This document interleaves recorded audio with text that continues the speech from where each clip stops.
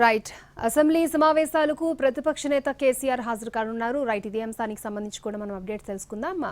Assembly నుంచి మా ప్రతినిధి సతీష్ కూడా మనకి లైవ్ లో అందుబాటులో ఉన్నారు. ఇప్పటికే ఎర్రవల్లి నివాసం నుంచి హైదరాబాద్ నందీనగర్లోని ఇంటికి వచ్చారు ఆయన. రేపు ఉదయం నందీనగర్ ఇంటి నుంచి అసెంబ్లీకి వెళ్తారు కేసీఆర్. ఇప్పటి వరకు 2 సార్లు మాత్రమే అసెంబ్లీ సమావేశాలకు హాజరయ్యారు కేసీఆర్. మొదటిసారి గవర్నర్ ప్రసంగానికి, రెండోసారి బడ్జెట్ ప్రసంగం టైంలో అసెంబ్లీకి హాజరయ్యారు. రైట్ అసెంబ్లీ సమావేశాలకు తాను వస్తానని అధికార పక్షం ఎలాంటి ఎజెండాను ఖరారు చేస్తుందో చూసి ముందుకు వెళ్దామని పార్టీ నేతల సమావేశంలో చెప్పినట్టుగా తెలుస్తోంది. పూర్తి డీటెయిల్స్ తెలుసుకుందాం. మా ప్రతినిధి సతీష్ మనకు అందిస్తారు. Satish, over to you. Yes Akshaya, ప్రతిపక్ష నేత హోదాలో కేసీఆర్ రేపు అసెంబ్లీ సమావేశాలకు రాబోతున్నారు. 3వసారి అసెంబ్లీ సమావేశాలకు రాబోతున్నారు. గత సంవత్సరంలో ఏదైతే గవర్నర్ ప్రసంగం జరిగిందో, గవర్నర్ ప్రసంగం మొత్తం కూడా అసెంబ్లీ సమావేశాల్లో విన్న తర్వాత ఇదే మీడియా పాయింట్ దగ్గరకు వచ్చి మీడియాతో మాట్లాడినటువంటి కేసీఆర్ 2వసారి బడ్జెట్ ప్రసంగం సమయంలో మాత్రమే వచ్చారు. బడ్జెట్ పూర్తి కాకుండానే చివరి 5 నిమిషాల్లో వెళ్ళిపోయారు. అప్పుడు మీడియాతో కూడా మాట్లాడలేదు.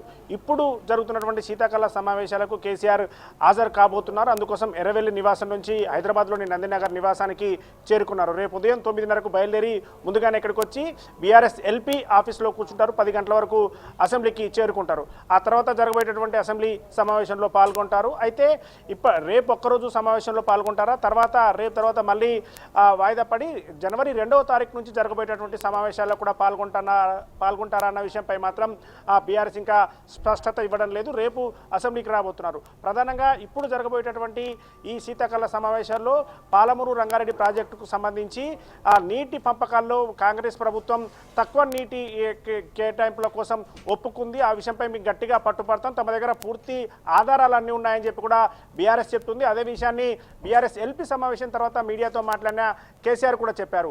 అయితే అసెంబ్లీలో చర్చ జరిగేటటువంటి సమయంలో ఇంకా మా దగ్గర కొన్ని ఆధారాలు ఉన్నాయి, అవన్నీ కూడా చూపిస్తామని చెప్తున్నారు. కొద్దిసేపటి క్రితమే అసెంబ్లీలో మీడియాతో చిట్చాట్లో మాట్లాడినటువంటి హరీష్ రావు కూడా ఇదే విషయాన్ని చెప్తున్నారు. రంగారెడ్డి ఏదైతే పాలమూరు రంగారెడ్డి విషయానికి సంబంధించి ఆ కేటాయింపులకు కాంగ్రెస్ ప్రభుత్వం ఎలా ఒప్పుకొని వచ్చినటువంటి విషయాన్ని చెప్తామంటున్నారు. అయితే ఏదైతే కేసీఆర్ ఈ పాలమూరు రంగారెడ్డి సంబంధించిన ప్రాజెక్టు నీటి పంపకాల విషయంలో చర్చకు ఖచ్చితంగా పాల్గొంటారని చెప్తున్నారు. అయితే రేపు అది చర్చకు రాకపోవచ్చు. జనవరి 2 తర్వాత అది చర్చకు వచ్చే అవకాశం ఉంది. కాబట్టి కేసీఆర్ సభలో ఆ విషయాలన్నీ మాట్లాడి దాని తర్వాత బీఆర్ఎస్ ఇప్పటికే 3 బహిరంగ సభలు పెట్టాలని నిర్ణయం తీసుకుంది. ఒకటి మహబూబ్ నగర్, నల్గొండ, దాంతోపాటు రంగారెడ్డి జిల్లాలో ఈ 3 బహిరంగ సభల్లో మాట్లాడేటువంటి అంశాలు కావచ్చు, అవన్నీ ఇక్కడ అసెంబ్లీలో చెప్పిన తర్వాతనే అసెంబ్లీలో చర్చలో పాల్గొని పూర్తి స్థాయిలో ప్రభుత్వానికి ఏదైతే చేసినటువంటి ప్రభుత్వం తీసుకొచ్చినటువంటి తీరును విమర్శిస్తూ కాంగ్రెస్ ప్రభుత్వం వల్లనే అది తప్పు జరిగిందనేది అసెంబ్లీలో చెప్పిన తర్వాత ఇక్కడ నుంచి నేరుగా బహిరంగ సభలకు వెళ్ళడానికి కేసీఆర్ ప్లాన్ చేస్తున్నట్టుగా కూడా తెలుస్తుంది.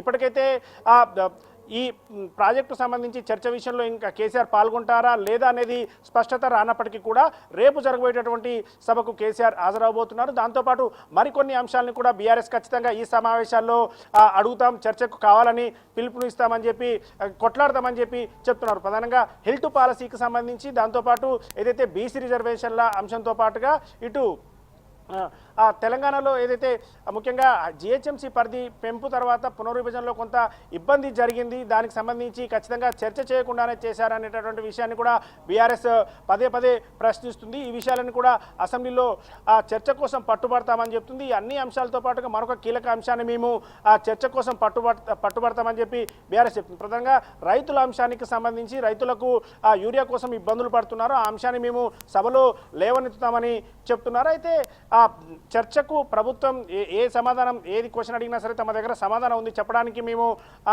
సిద్ధంగా ఉన్నాం. అంటే గత బీఆర్ఎస్ హయాంలో జరిగినటువంటి తప్పులను ఎత్తి చూపితే సమాధానం తమ దగ్గర ఉంది, కానీ సమయం ఇవ్వాలని చెప్పి కూడా బీఆర్ఎస్ కోరుతుంది. రేపటి సభ తర్వాత రేపు బీఏసీ సమావేశంలో కూడా సభ 15 రోజుల పాటు నిర్వహించడానికి మేము పట్టుపడతాం. బీఏసీ సమావేశంలో ఖచ్చితంగా ఈ విషయాన్ని లేవనెత్తుదామని చెప్పి కూడా బీఆర్ఎస్ ఎమ్మెల్యేలు చెప్తున్నారు. జనవరి 2 నుంచి జరగబోయేటటువంటి సమావేశాల్లో తాము అడిగినటువంటి ప్రభుత్వం ఏదైతే చర్చకు పెట్టినటువంటి అంశాలన్నింటిలో చర్చలో పాల్గొంటాం, దాంతోపాటు తాము కోరినటువంటి అంశాన్ని కూడా చర్చకు తీసుకురావాలని చెప్పి ప్రతిపాదిస్తామని చెప్పి బీఆర్ఎస్ చెప్తోంది.